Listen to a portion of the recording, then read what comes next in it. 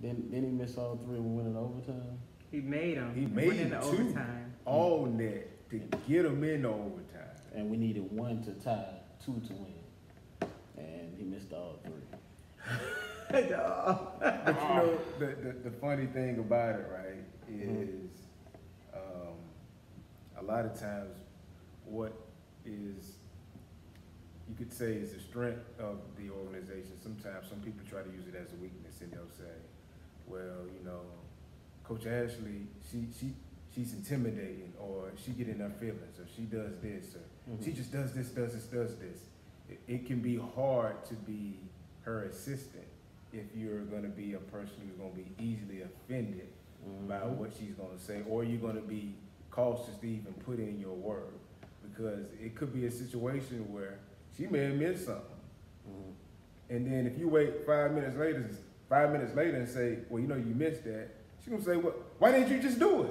Well, yeah. Then, you know, some people can get offended and say, man, why is she yelling at me? You know, why is she, well, I mean, intimidated. You're intimidated. because you're intimidated. I'm But- Coretta DeVille out here.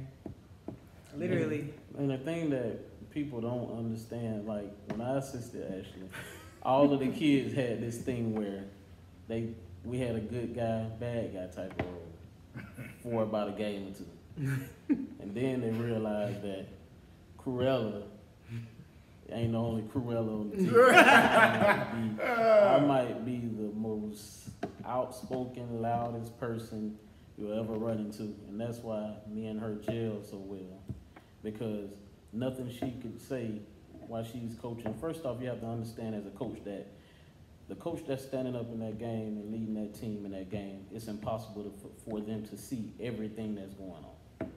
And if you're assisting somebody, your job is harder as an assistant, I think, sometimes than a coach, because when that critical moment comes, you have to be able to stand up to that person that's coaching that game and let them know when it's right or when it's wrong.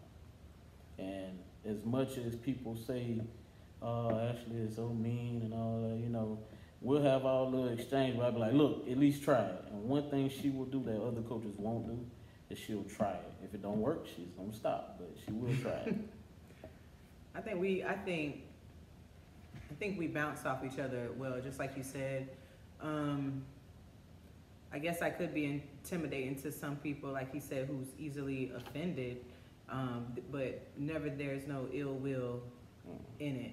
And so I think having balance on a bench kind of helped us in our success too. And like he said, like literally there's been moments where I'm cussing him, he's cussing me, and we're at it, and literally I'm like, you know what, God darn it, I'm just gonna do exactly what you say, and it works, because literally I'm in the moment and visualizing in the game with these kids and not seeing things that are going on, because sometimes I'm into the moment. That's like in Indiana, when I should have called a timeout with like 10 seconds left on the clock to slow the game down, run a situational play, and win the game. But I was too busy hoping that, of course, Trey was literally going to make the shot at the buzzer and send us home, because that's what he's notorious for. And so I missed that timeout. So the balance piece is necessary in order for us all to be successful. But you got to know, you know, in my job where I work outside of here, they say you got to have radical candor. And that means that my assistant coach has to keep it 100 with me at all times, because if he keeps saying, you're doing a good job, you're doing a good job, you're doing a good job, I'm never going to be able to correct those things that I know that could make our team better, because he steady commending me instead of saying, you know what, Ashley, hell no, that's not what you're supposed to be doing. So definitely basketball is about balance, but what we always say, there's no feelings in business. No. And it's business at the end of the day. Like me and her, we'll have and even Jay, we'll have a triple argument, cursing, all kind of things going on. But at the end of the day, we're gonna finish the day together. We'll go out to dinner, and we'll never speak on it again, because it's just business. It's basketball. I have a tendency to, when I'm on my bench, my assistant might have the hardest job in the program, and it's because when I'm in the heat of the game, I react one way. I'm gonna yell. I'm a yeller and I'm a screamer. So when stuff not going right, or if I get into a moment, you know, as a coach, I'm never too proud to ask for help. So if I get into a moment and I don't know what's going on, I'm gonna look to my assistant or anybody else that's in the program to, hey, maybe I don't see this. Let's talk about it. Get in my ear, you know, let me know what's going on. That's why I knew the moment I left from assistant Ashley, the next person who came on to assist her had to be somebody she had that relationship with. And somebody who's not afraid to say, you wrong. And I think he might be better at it than me. Because when something's going wrong, Jay will make sure you tell her, y'all call him Coach Pop. He will make sure you tell her, hey, it's not working out, you know. And if she still ain't listening every now and then, I might walk over there and we might jump her, you know, like, hey, it ain't working, let's fix it, you know. A classic example Hands was exactly like Yeah. that. classic example was the practice we had. It was the week of practice we had before we went to Orlando. Mm-hmm.